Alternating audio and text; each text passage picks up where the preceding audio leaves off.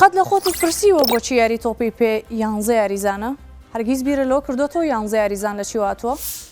تۆپی پێ چینە کۆنەکان دروستیان کردووە. ئەوان بێبنەما بێیاسا بێڕێکخستن دروستیان کرد. دەتوانین بڵین زیاتر یاریەکی فەوزایی بوو. سەرەتا کە ئەوان یاری تۆپی پێیان دروست کرد، هەموو تیپێک 28 یاریزان بوو. هەر تیپە و 5 گۆڵچیشی هەبوو. واتە 56 یاریزان لە ناو یاریگادا تۆپی پێیان دەکرد. بەپێی تێپەڕبوونی کات وردە وردە گۆڕانکاری بەسەر یاساکاندا هات، بەڵام گۆڕانکاری بچووک و زۆر باش نابەڵکو گۆڕانکاری ئاسایی بۆ نمونە یاری تۆپی پێ بوو بە 15 بۆ 21 یاریزان. ئەویش بەپێی تیپی دووەم دیاری دەکرا. بۆ نمونە تیپی یەکەم 21 یاریزان بوو، تیپی دووەم 18 یاریزان بوو. تیپی یەکەم 3 یاریزانیدا دەنیشاند و هەردوو لە 18 بە 18 یاریان دەکرد و بەو جۆرە.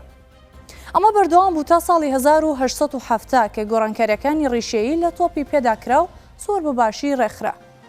دوای ئەمە ئینگلیز چوونە ناو دنیای تۆپی پێوە.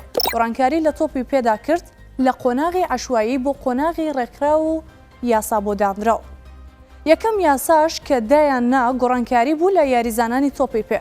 گۆڕانکاریەکە لە ساڵی 1870 ئەوە بوو کە ژماری یاریزانان لە نێوان 10 و 11 و 12 بێت بۆ جۆرەی کە باسم کرد بەپێی هەردوو تیپ. لە هەمووشی گرنگتر دانانی یاسایەک بوو کە دەبێت یەک گۆڵچی هەبێ. تا ساڵی 1879 کە هەموو ئینگلیز کۆک بوون لەسەرەوەی کە دەبێت هەردوو لە بە 11 یاریزانەوە بەشداری بکەن. 10 یاریزان و تەنها گۆڵچیە. اینجا با بزانین بۆچی لەسەر ئەو ژمارەی ڕێکەوتن. بۆچی 11 یاریزان دیاریکرا بۆ تۆپی پێ و 10 یاخود 12 نەبوو. هۆکاری یەکەم زانکۆی کامبریجی بەریتانی توێژینەوەیکی گەورەی کرد لەسەر دابەشکردنی یاریزانەکانی تۆپی پێ بەسەر چوارگۆشەکانی یاریگادا و بۆی دەرکەوت کە 20 یاریزانی تۆپی پێ لەگەڵ 2 گۆڵچی دەتوانن هەموو پارچەکانی ناو یاریگا کۆنتڕۆڵ بکەن. واتە ئەو زانکۆیە سەلماندی کە بە 20 یاریزانی تۆپی پێ لەگەڵ 2 گۆڵچی واتە بە 22 یاریزان سەرجەم یاریزانەکان بەقەدەر یەک چوارگۆشەیان بەردەکەوێت و یاخود بەقەدەر دەتوانین بڵین یەک پانتایان بەردەکەوێت. هۆکاری دووەم لەو سەردەمەدا یاری کریکێت بەناوبانگترین یاری بوو لە جیهاندا و خەڵکێکی زۆر سەرقاڵ بوون پێوەی. یاری کریکێت بە 11 یاریزان ئەنجام دەدرێت.